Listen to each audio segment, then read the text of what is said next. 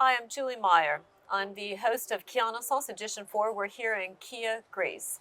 I'm delighted to introduce you to an entrepreneur by the name of Bishwajit Choudhary, otherwise known as BC, of Reltime, um, a leader in blockchain technology that is really taking blockchain technology out on an enablement of many industries and businesses.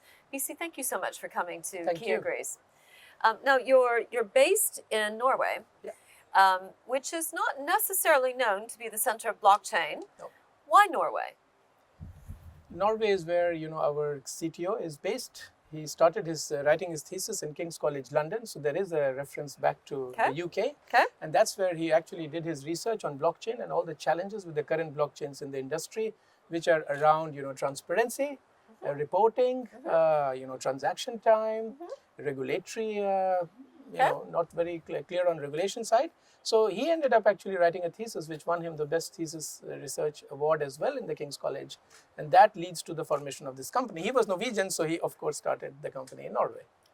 Have you found it to be a hospitable environment for working? There's a lot of money in Norway. I've also heard that there's a high tax system, but I don't know. Lately, there have been some challenges with the government's new tax policies. I'll leave it there. But traditionally, Norway has been a very open, Scandinavia has a very open culture. There is a full transparency. You could literally, a few years ago, pick, any person in Norway and find the salary, how much they earn to the last penny, everyone. Wow. So it's extreme transparency, but lately we see there are some tax regulations on especially wealth tax. That has been, the industry is very critical of that. What does Reltime do?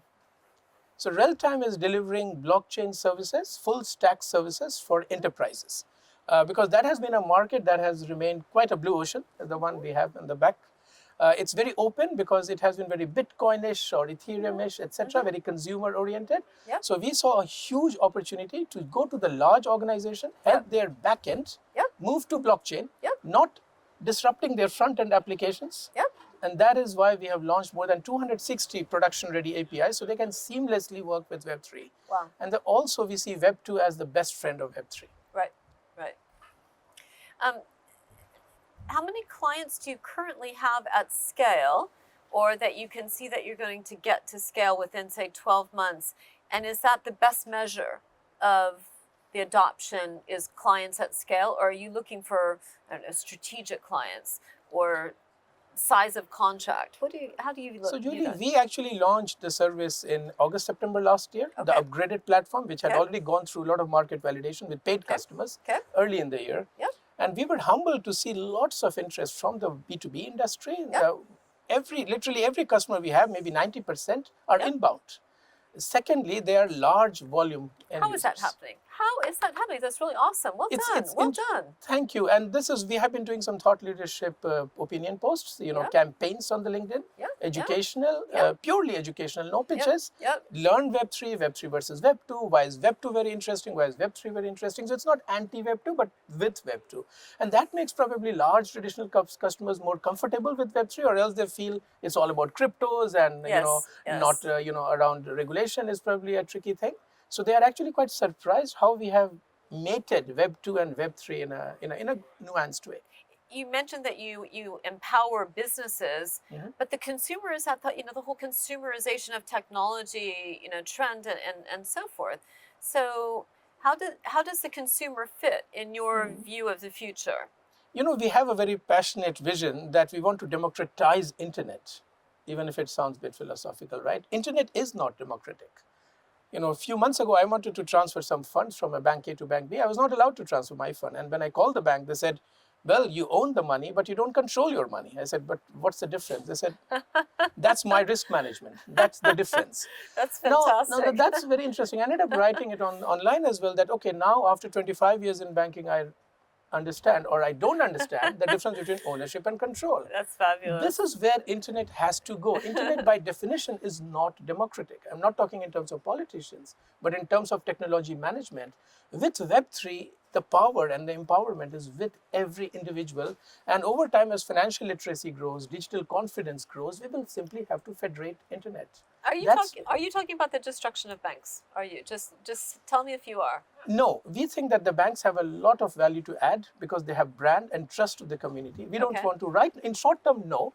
And we see a lot of banks actually embracing Web3. Right. Lots of banks in the cross-border, in trade finance, securities tokenization. So they're already embracing. In fact, central banks are embracing Web3 with all the CBDC programs. I see that there are 134 central banks who are actually doing projects as we speak. 11 have even launched their CBDC. So that question, if it will stay, will it come or not, that is gone, I think. The question is, how do we scale fast? And is this a world which increasingly the rules of the game are being made collectively, or is it still one or two jurisdictions? You know, we talk about democratization of the internet. Well, ICANN was under the control of the United States. Do you see that distributed control or collective control? We heard earlier, what was it? Consolidated reality, consensual reality? Consensus reality. Consensus reality. Is there a consensus reality of the internet which is emerging? That is good, I think, in the Web3. There are many multiple realities that exist at the same time. In the world of blockchain, there are 23 or so consensus mechanisms. They all work with each other. And that, I think, is a good example of federated, if not consensus, reality that everybody can work. We have Ethereum virtual machine as one of the standards that actually ties everything together, the old and the new. The more distributed with the more centralized blockchain. And that is actually quite beautiful. And Reltime, tell us, unpack that for us. So Reltime has built its own layer 1 blockchain. That's the core of Web3. That is where you have Ethereum or Bitcoin, right? Yes. But we decided not to be a crypto player because of all the things, in the enterprise market, all the questions it raises. But the platform is capable of processing cryptos, of course. So we have a layer 1 chain. On top of that, we have created customer onboarding, KYC, AML, checklist, sanction checklist. All those protocols are there, which a typical bank or a telco or a retailer would need to have. And on top of that comes the application layer. There we have rewards and loyalty applications there. And these are all functional applications which work, and they will always be customized, right? We have banking, we have payments, we have general ledger accounts, lending, there is decentralized exchange, crypto payment gateway. So we have created currently the world's most comprehensive white label suite of services on our blockchain with zero gas fee. That makes life easy for the enterprises. So we are just signing a big deal with the Saudi government. And one of the things they liked about us is this is a one-stop shop, and they can pick what they want. And if they don't like some applications from the Reltime ecosystem, they can also use other. Remember the EVM compatibility I talked about. So they're not locked in. It's got to be that SAP or Oracle just kill you. Actually, Microsoft is a partner. So we and Microsoft, so that it's not always David and Goliath. I think they are also opening up to the realities of disruption and creation of value together. Is that the exit strategy for you, for investors coming in to sell to a Microsoft or to a one of the big technology firms? I think we are early stage growth company, so it's probably some way before we get there. So right now, since September, we have signed over a dozen large brands who in turn manage 700 million users. So our focus is to scale, stay focused, execute, deliver as we have started delivering, and perhaps in a few years, 3 to 5, we'll see. So if somebody wanted to invest in your firm today, are you open to taking outside investment? Absolutely. Okay. So we actually raised already $1.6 million since January this year. Excellent. We have remaining round of 3 million. 3 million. So because we have a very limited burn rate still, and that is also a good problem to have and a bad problem. Okay. Because we have signed such big customers that we simply need more colleagues on onboarding and supporting, managing all the relationships that we need them. Excellent. So this is your first Keanaissance. Yes. And impressions so far of what's the most interesting, unexpected thing about Keanaissance so far? It is extremely beautiful place, I can say, and with equally beautiful people who come here.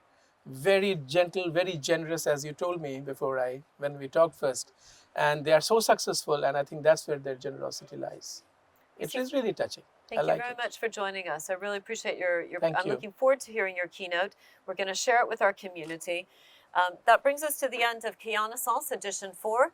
This is BC, founder CEO of Reltime, based out of Norway, delivering blockchain services, having built a tier 1 blockchain, and with already immense traction in the first year, having raised $1.6 million so far since January 2024. Amazing momentum.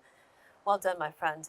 That brings us to the end. I'm Julie Meyer. We'll share his keynote with you and see you soon.